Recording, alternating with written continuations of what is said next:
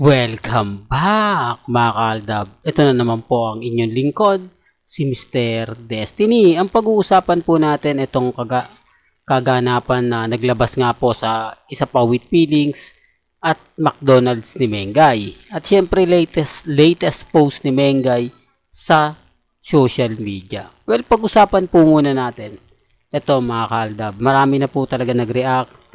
Ang bilis nga po mga kaaldab dahil pupunta nga po raw sila sa Sabado para nga po daw makijoin sa kumbaga ibubukas na naman ng bagong tindahan o store sa Bulacan ng McDonald's ni Mengay sa McDonald's Sample sa San Del Monte, Bulacan mga kaaldab. Kaya nga po mayroon ng batuhan ng mensahe si Nikki at si Mengay, di po ba? Kaya nga po, naalala na naman ng Aldab yung mga panahon na nagbabatuhan po ng mga ganyang mensahe, na kamusta na yung misis mo, di po ba? Tapos hindi na inform si Nanay Dab na mamamanhikan si Alden, hindi na inform na buntis si Mengay, etc. etc. di po ba? Maraming mga komento ng ganyan. Maraming mga sinasabi na talagang mapapaisip po kayo. Sabi ko nga po sa inyo dito po sa channel ni Mr. Destiny, 101% updated po kayo. Ano man po yung mga nababasa ninyo, napapanood ninyo, napapakinggan po ninyo, chill lang tayo, di po ba? Isa naman po itong sa kagandahan po sa mga pinapakita ako at pinanonood po ninyo. Ito naman po ang pag-usapan natin. Hindi ko alam, lumabas ito mga kaaldab, 143 million box office. Ang sa bagay kasi mga kaaldab, kung hahabulin to ng BIR matagal na, di po ba? Pwede naman ganito sabihin nila kasi post lang naman po ito. Pwedeng hindi to totoo, pwede rin pong totoo, di po ba? Kung ganito po talaga, napakalaki ng kinita talaga ng Black Sheep, di po ba? Kasi itong Black Sheep nga po production na sister company nga po ng Star Cinema, maliit lang ang budget na binigay sa kanila. Indie film lang po kasi ito mga kaaldab. Remind ko lang po sa inyo, kapag ka indie film, maliit lang po talaga yung budget. Minsan nga po talagang kapos na kapos.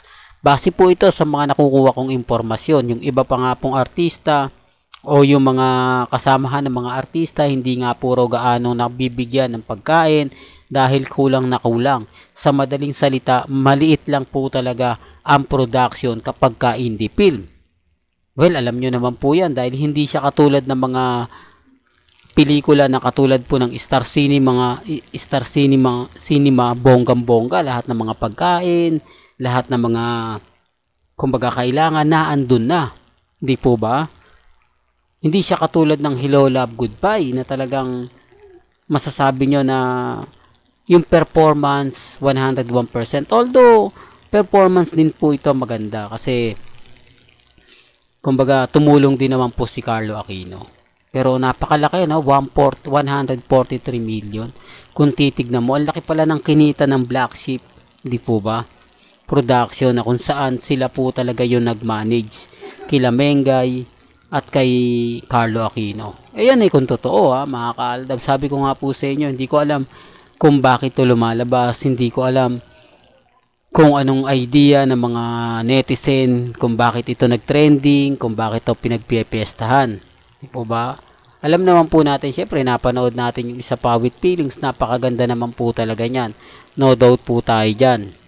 Pagdating sa mga bagay-bagay na ganyan, di po ba? Kaya nga po yung iba, nagtataka rin na bakit hindi nasundan yan kung ganyan pa kalaki. Bakit hindi pa naulit? Sana nagkaroon pa ng bagong project si Mengay. Ito nga po yung sinasabi ko mga kaaldab.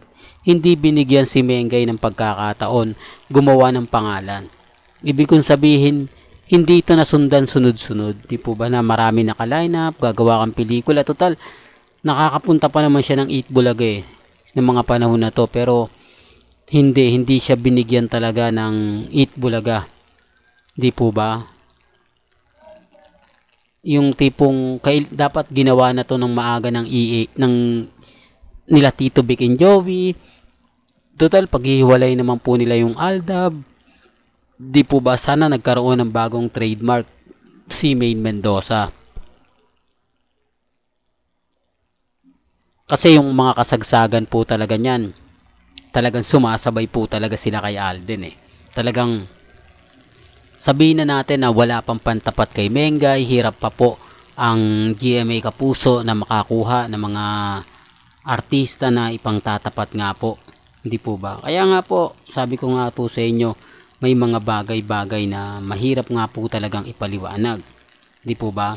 At dito nga po sa latest post ni Maine Polkerson sa kanyang Instagram, kapansin-pansin naman po ninyo na talagang, kumbaga, ito lang yung ina-update niya. Ito lang yung pinapakita niya. Ito lang yung pinararamdam niya. Sabi ko nga po sa inyo, wag po kayong padadala, wag po kayong basta-basta maniniwala sa mga sinasabi ng ilang netizen. Lalo na po sa social media. Lalo na po yung mga taong galit na galit, ganito-ganito, kung ano-ano po yung sinasabi na hindi nga po talaga kaaya-aya. Di po ba? Bakit ito lagi yung pinopost ni Mengay? Sa pansin nyo, bakit wala siyang post, wala siyang ganap sa kanila ni Congressman Spotted, pag uwi ng bahay? Ang laki po talaga ng pagkakaiba. Di po ba? Balik ko lang uli kay Rambo Di po ba? Halos, kaya ko lang naman po sila pinaparehas mga kaaldab. Kasi halos isang araw lang po yung pagitan ng kasalan nila. Nung kinasal ko si Mengay at si Congressman Spotted, kinabukasan naman po ikinasal sa Bali, Indonesia, sila Maha at si Rambo. At umatay naman po doon mga kaaldab si Mengay at si Congressman Spotted. Tapos naghiwalay na po sila, pumunta na ng ibang bansa o pumunta na ng Italy, Switzerland, di po ba? Tapos walang update. Tapos ngayon pumunta naman po sa Italy sila Maha, si Rambo, ang daming update. Gaya ngayon, silang dalawa pa rin po yung trending. Tignan nyo po yung social media account nila. Hindi ko pinopromote yan, para lang kumpirmado. Kasi sasabihin nyo, hindi, walang update yan, walang post, mali po kayo. Napakaraming pong post ni Congressman, ni Rambo at ni Maha. Pero sabi ko nga po, walang pilitan. May kanya-kanya tayong opinion at pananaw. Well, hanggang dito na lang po yung updates natin, mga kaaldab ba? Kaya kung gusto nyo pa po ng pinaka-latest at sariwang update, abay tutok lang po kayo dito sa channel ni Mr. Destiny para updated po kayo sa mga latest at sa mga bagong video po na ilalabas po natin maya-maya lang. Kaya kung bago ka lang sa channel na to at isa kang true-blooded Aldab Nation na nagmamahal po kila Mengay at Tisoy, tama po ang channel na pinuntahan mo, kaya consider na po kitang bagong subscriber. At huwag mong kalimutang i-share ang mga video po natin sa mga mami, sa mga titas, at sa mga senyor. Hanggang sa muli, salamat po sa panonood at pakikinig.